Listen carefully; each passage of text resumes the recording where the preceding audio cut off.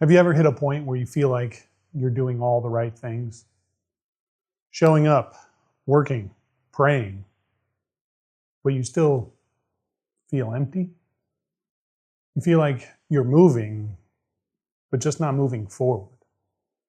Yeah, that's where I've been this last week.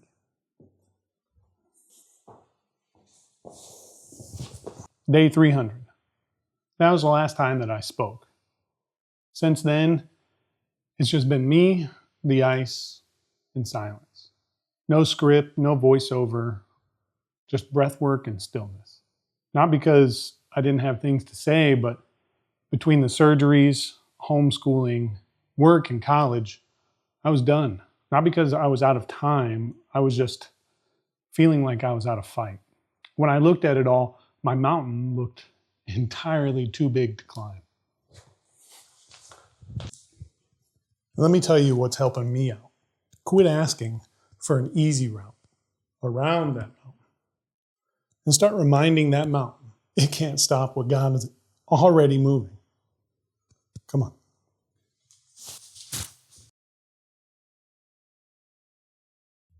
So today, it's not about pushing harder.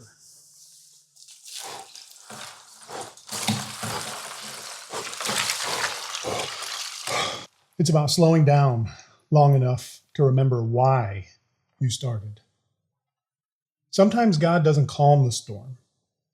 Sometimes he calms you in the middle of it. These past 6 days in silence, they weren't wasted. They were a reminder that I'm not climbing this mountain all alone. I just have to have trust in the one who can move it.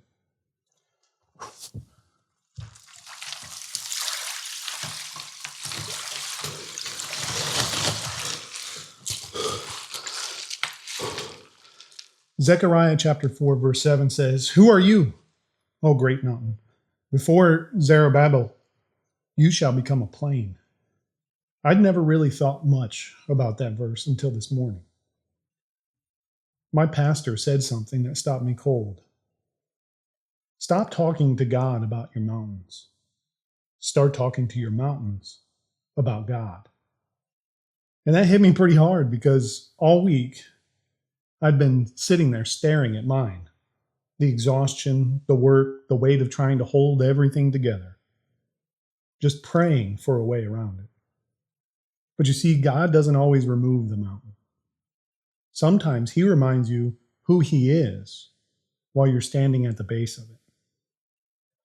Another verse that I read a while ago but didn't put two and two together is Mark chapter 6, verse 31, where Jesus said to his disciples, "Come away by yourselves to a desolate place and rest a while." Notice Jesus didn't say, "Push harder, bud." He said, "Rest." Because even his disciples, who walked right beside him, needed time to reset and hear more clearly from God again. And maybe that's what the silence was for. Not punishment, but preparation. You see, in the quiet, God was rebuilding me, reminding me that rest isn't retreat. It's the recharge that makes the climb to the top all more possible.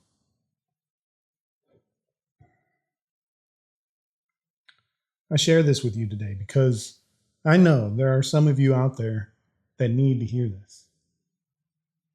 If you're feeling empty today, not lazy, not ungrateful, but just tired, take the rest. Go to sleep early and enjoy that extra hour of sleep we just got.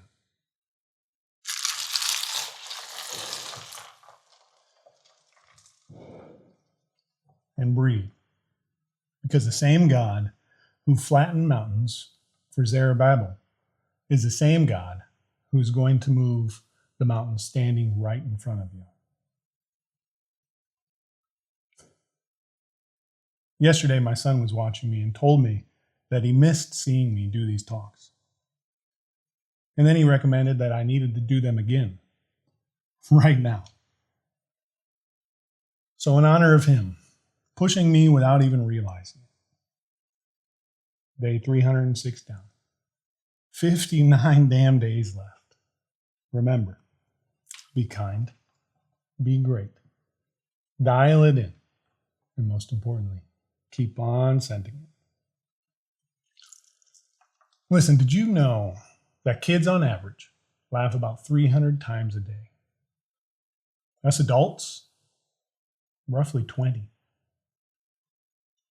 Maybe that's a secret to climbing mountains, learning how to laugh like our kids again. Something to think about. But now, it's cold, and I gotta go cook dinner. So until tomorrow, it's clench butt cheeks time.